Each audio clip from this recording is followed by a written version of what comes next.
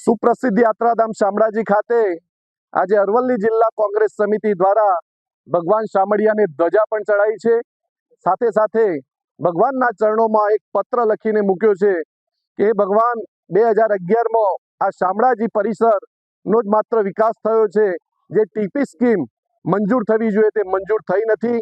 15 વર્ષથી પુનઃ વિસ્થાપિતો એની રાહ જોઈને બેઠા છે।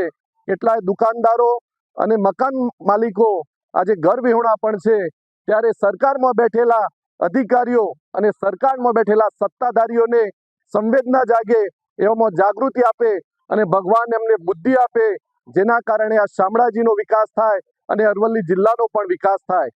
સાથે સાથે આગામી તાલુકા પંચાયત અને જિલ્લા પંચાયતની જ્યારે ચૂંટણીઓ પણ આવી રહી છે, ત્યારે આ જિલ્લાની અંદર કોંગ્રેસનો ધજા લહેરાય, જિલ્લા પંચાયત અને તમામ તાલુકા પંચાયત અને નગરપાલિકા એ કોંગ્રેસની થાય, એ માટે પણ આજે ભગવાન શામળિયાના ચરણોમાં સૌએ સાથે મળીને પ્રાર્થના કરી છે। જય શામળિયા।